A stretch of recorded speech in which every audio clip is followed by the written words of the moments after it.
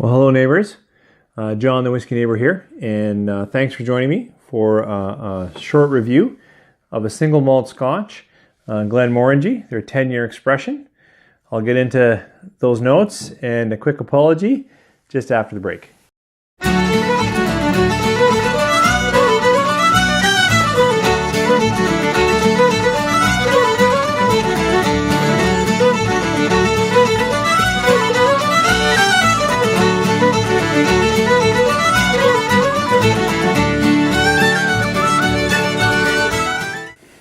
So, thanks for coming back. As I said, today I do want to talk about Glenmorangie, their 10-year-old single malt Scotch expression. But I need to confess that I'm shooting this video right now and pretty quickly after I just finished, a couple of days ago, I shot a video about grains and the effect they might have on the whiskey that we enjoy. And during that video, I very emphatically made a mistake. And thank you, Triple Cap, in the comments for catching that mistake. And immediately I felt terrible. I don't really shoot multiple takes, and I don't have time at this point in the channel to do a lot of editing and whatnot. But I put it in the comments, and then I tried to put a little poll just to correct my main mistake. And that is when I held this bottle as an example of barley. You know, I should have said, hey, this is a single malt Scotch. Single means it's from one distillery, and malt means it's 100% barley. So it is certainly true to say all single malt Scotch is 100% barley, but it is very, very far from the truth to say all Scotch is 100% barley. And that was my mistake, and I am sorry.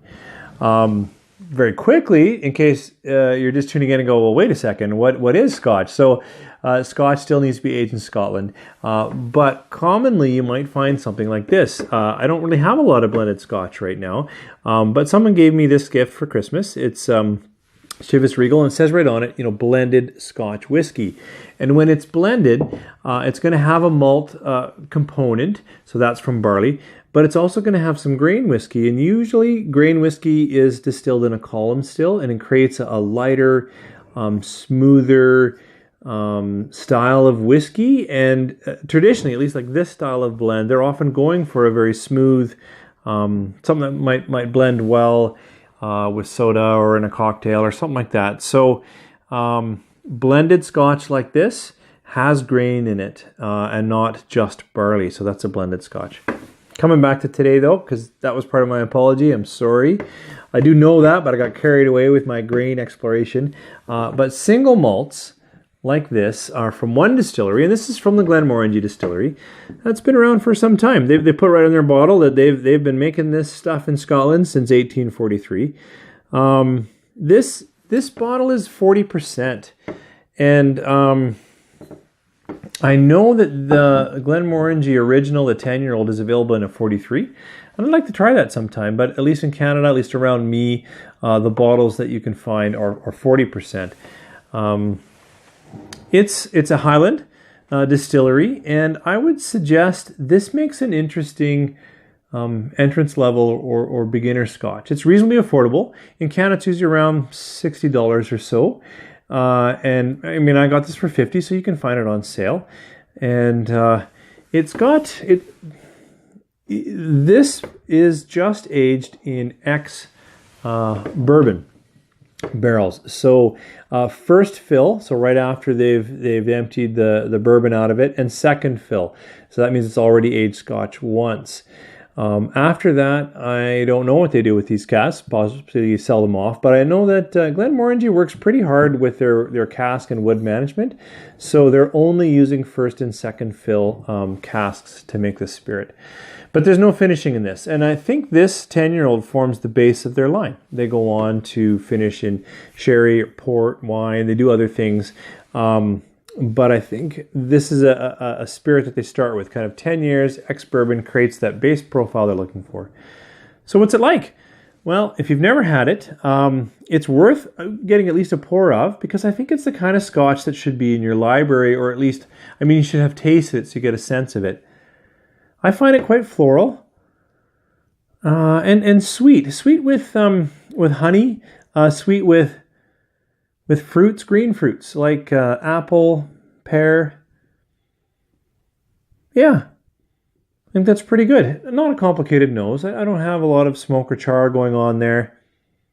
Not a lot of layers, but also quite a pleasant nose. Nothing that puts me off. It's not alcohol, fumey, or something. So it's a nice nose. I'm going to give it a taste.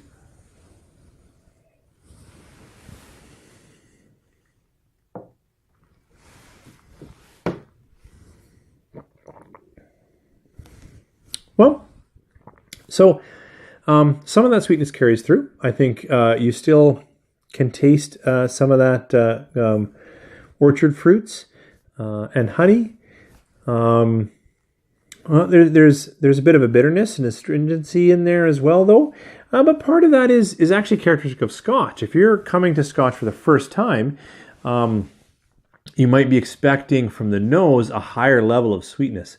But most Scotches, unless they're finished in some very sweet casks, they're the sweet that you might catch on the nose is cut with the I think the essential nature of the spirit, and the aging in oak, this 10 years or longer. So there's some woody tannins in this, some bitterness, but not overwhelming. It's young. You age it longer, and some of that bitterness does start to fade in.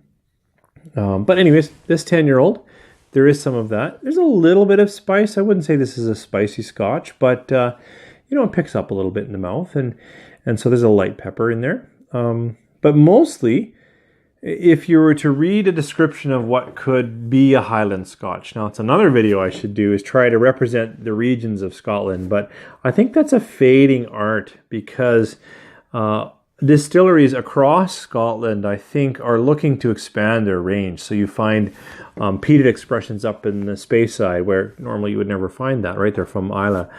And the non-peated expressions on the island. I think every distillery is just trying to explore, expand, and they like to try new things too. But coming back to this, Glenmorangie 10-year-old is a Highland, and I think the notes or the flavor profile of this Scotch could be associated with that traditional floral, sweet with honey, and some fruit in it. And not a lot of anything else. I just mean there's not a lot of wood char in there. I really can't taste that. I mean, it's there. The wood notes are there, but there's not enough smoke to really pick up. Certainly, there's no peat or anything in it like that. It's not a very complicated Scotch, but I think it would be worth trying if you haven't, to have it as a reference in your library, right? Just to have it around when you think of a Highland Scotch, you think before you try any other casking, and it's really rather affordable. So Glenmorangie 10-year-old, I hadn't poured it in a while until I poured it for the last episode that I shot about grains, and I was impressed. Sipping it a little bit, I was like, oh yeah, I should comment. Certainly in the big brand or big distilleries, their entrance levels, like Glenlivet, Glenfiddich, they're 12-year-olds, Glenmorangie, the 10-year-old. I would say I like it more than the Fiddich and Livet 12.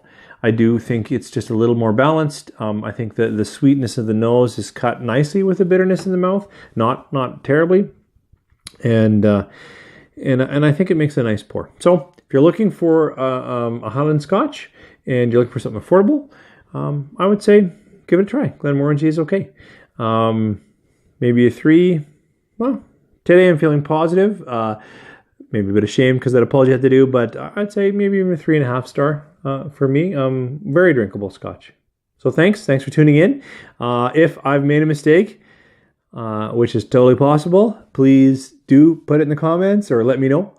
I usually will, try to correct right away in the comments. I won't really edit the same video because you have to republish it. But I'll certainly make another one real quick and try to clear things up. So if you like it, share it, comment. If you haven't subscribed, give me a subscription. I really appreciate the growing community. So thanks again, John the Whiskey Neighbor. You guys take care, and you can try out a nice Highland Scotch. Cheers.